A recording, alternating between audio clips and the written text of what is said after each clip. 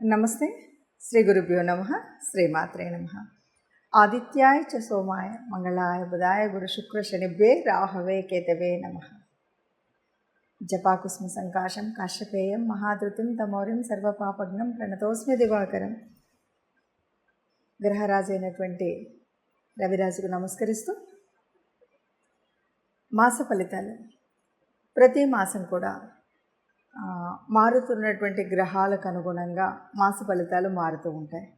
మరి ప్రతి మాసంలో మాస ఫలితాలు చెప్పుకోవాలా అంటే తప్పనిసరిగా చెప్పుకుంటే వచ్చేటువంటి మనం తీసుకునేటువంటి నిర్ణయాలు కానీ, చేయవలసినటువంటి పనులు కానీ, ఎలా చేయాలి, ఏ ప్రణాళికలు వేసుకోవాలి, ఏవి చేయకూడదు అనేటువంటి ఒక సరి అయిన దిశా నిర్దేశనం జరుగుతుంది. కాబట్టి మనం ప్రతి మాసంలో మాస ఫలితాలు, అలాగే పక్ష ఫలితాలు, వీలును బట్టి వార ఫలితాలు ఇలా చెప్పుకోవడం అనేటువంటిది జరుగుతుంది.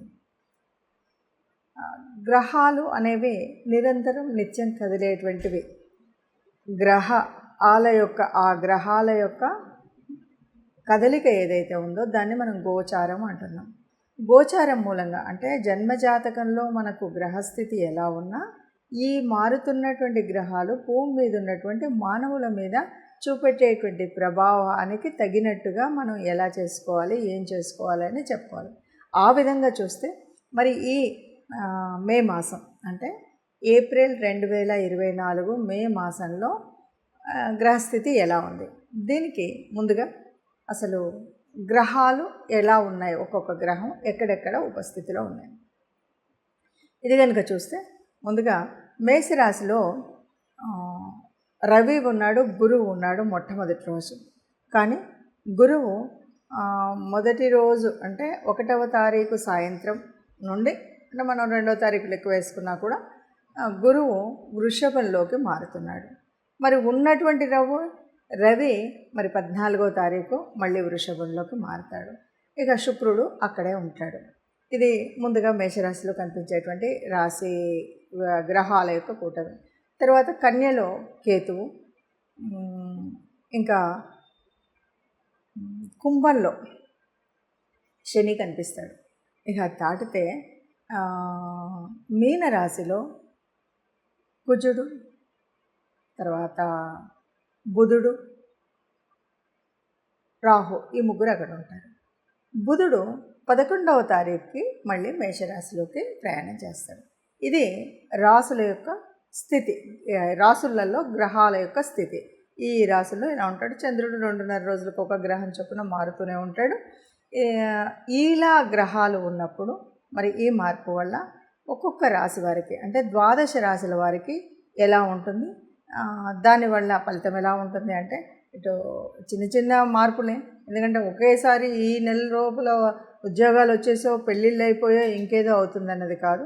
మనం ఉన్నటువంటి కొన్ని కష్టాలు కానీ, కొన్ని నిర్ణయాలు కానీ, కొన్ని రకాలైనటువంటి పనులు చేయాలా వద్దా అనేటువంటి ఒక స్థితి కోసం మనం చెప్పుకునేటువంటిది ఈ గ్రహస్థితి. ఇప్పుడు ఒక్కొక్కటిగా 12 రాశుల యొక్క ఫలితాన్ని చూద్దాం. తదుపరి రాశి కర్కాటక రాశి. కర్కాటక రాశి వారికి మే నెలలో ఎలా ఉంది అంటే కనుక దాదాపుగా ఇంతకుముందు చేసినటువంటి అప్పులు ఏమన్నా ఉంటే చాలా వరకు ఈ అప్పులను తీర్చగలిగేటువంటి పరిస్థితి ఉంది. ఎవరైనా ఎప్పుడైనా అప్పులు తీరుస్తున్నాము అంటే అర్థం ఏంటి, మనం ఆర్థిక పరంగా మనకి కొంత ఆ అప్పును తీర్చడానికి ఒక మార్గం దొరకడం, దాన్ని వచ్చినటువంటి దాన్ని సద్వినియోగం చేసుకోవడం, ఒక క్రమశిక్షణ ఉండడం, ఇవన్నీ మనకు చెప్పకుండా చెప్పే విధంగా ఉంటాయి. అంటే మనం వచ్చిన దాన్ని ఎంతో కొంత పొదుపు చేసుకుంటూ ఉన్నటువంటి అప్పులను తీర్చాలి అనేటువంటి భావన కలుగుతుంది. చూడండి, ఇది చాలా మనకు ఒక మంచి అవకాశంగా చెప్పవచ్చు. ఎవరికైనా ఇప్పటి వరకు అప్పులు చేసి ఉన్నటువంటి వారికి చక్కగా అప్పులు తీరుస్తారు. అట్లాగే 8వ స్థానంలో శని సంచారం ఉండడం వల్ల కొంత అంటే మనం చేస్తున్నటువంటి పనులలో కొంత ప్రతిబంధకం అయితే ఉంటుంది. అంటే ఇప్పుడు కాదులే, తర్వాతలే, ఇది తర్వాత, ఇలాంటి ప్రతిబంధకాలు ఉంటాయి. కొన్ని ఎంత అనుకున్న పనులు చేయాలన్నప్పుడు కొంత ఇబ్బందులు, కొన్ని ప్రతిబంధకాలు ఉంటాయి. కానీ కొన్నిసార్లు ఇంకా ఎట్లా ఉంటుందంటే మనకి ఇది అస్సలు ఈ పని చేయడం ఇష్టం లేదు, అయినా సరే ఇది తప్పనిసరిగా చేయాల్సి వచ్చేటువంటి పరిస్థితి ఉంటుంది. అంటే ఒక ఉద్యోగరీత్యా కానీ, ఒక సమాజం రీత్యా కానీ, ఇంట్లో భార్యో భర్తో ఒకరి మనకైతే ఇష్టం ఉండదు కానీ అయినా చేయాల్సి వస్తుంది. ఇలా ఇన్ని రకాల ప్రతిబంధకాలు ఉన్నప్పటికి కూడా ఈ ప్రతిబంధకాలన్నింటినీ కూడా అధిగమించగలిగేటువంటి శుభస్థితి ఈ రాశి వారికి ఉంటుంది. అంటే మనకి ఓ రకంగా శని అంటే అష్టమ శని అంటే శని అంటేనే ఎప్పటికప్పుడు నేను ఎక్కడికక్కడ కాస్త బంధిస్తూనే ఉంటాడు. ఎందుకు అంటే నేను ఒక క్రమశిక్షణలో పెట్టడానికి, నీకు ఒక సమయపాలన ఇవ్వడానికి, నీకు ఉన్నటువంటి ఇంతకు ముందు ఉన్నటువంటి కర్మల్ని తొలగించడానికి, అంటే ఇలా క్రమశిక్షణలో ఉండడానికి చేసేటువంటి ఆ పని వల్ల ఇన్ని ప్రతిబంధకాలు ఉన్నప్పటికీ కూడా ఈ ప్రతిబంధకాలన్నింటినీ దాటుకుంటూ చక్కగా ఈ మాసం అంతా కూడా మీరు చేయాలి. అంటే ఇన్ని నువ్వు చేయకూడదు అనేటువంటి ప్రతిబంధకం ఎటువైపు నుండో వస్తుంది. అయినా సరే అంటే ఇంట్లో నుండి కానీ, సమాజం నుండి కానీ, బయట నుండి కానీ, ఉద్యోగరీత్యా కానీ రావచ్చు. అయినా సరే ఈ ప్రతిబంధకాలను దాటుకొని మీరు అనుకున్నటువంటి పనులను మీరు చేయగలుగుతారు. ఆర్థికంగా బాగుంటుంది. అలాగే అంటే ఎప్పుడైనా సరే ఎంత ఆలస్యమైనా సరే మనం అనుకున్నది అనుకున్నప్పుడు చేసినప్పుడు ఆనందంగా ఉంటుంది. మరి గ్రహాల స్థితిని బట్టి మనం ఈ రాశి ఫలితాలను చెప్పాము. ఇలా రాశి ఫలితాలు ఉండడం అనేది అందరికీ ఇలాగే ఉంటుందా, అందరికీ ఇలాగే జరుగుతుందా అంటే మీరు చెప్పారు కానీ మీరు చెప్పినటువంటి ప్రమాదం జరగలేదు, లేదా మీరు అన్నటువంటి అదృష్టం కలగలేదు, ఇలాంటి అనుమానాలు చాలామందికి వస్తాయి.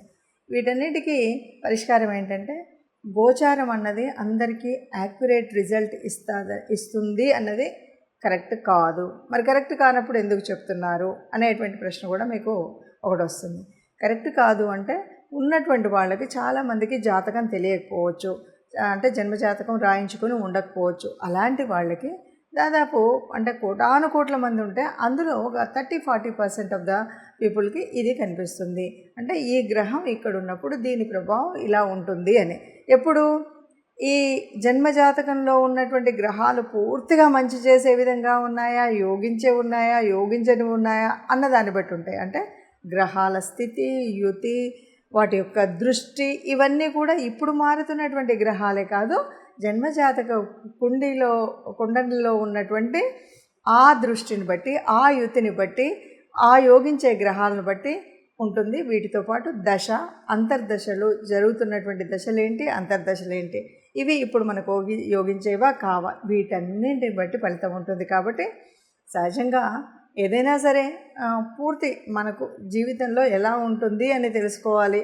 లేదు ఈ నెలలో ఒక చిన్న పని చేయాలి, చిన్నది ఆరంభించాలి అంటే ఇలా చూస్తే సరిపోతుంది.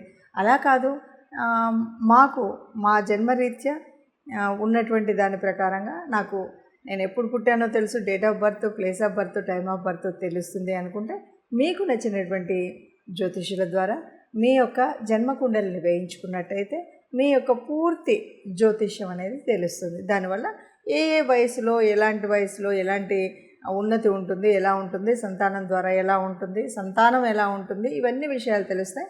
అలాగే ఫైనాన్షియల్గా కానీ, ఉద్యోగరీత్యా కానీ, వచ్చేటువంటి భార్య ద్వారా కానీ ఇవన్నీ కూడా మనకు పూర్తిగా మీ జన్మజాతకంలో మీకున్నటువంటి అంటే మీరు పుట్టిన సమయం ఇవన్నీ పూర్తిగా తెలిసినట్టయితే మీకు తెలిసినటువంటి జ్యోతిష్యుల ద్వారా ఇది పూర్తిగా మీరు సమన్వయం చేసుకున్నట్టయితే సరిగ్గా ఉంటుంది అని చెప్పవచ్చు.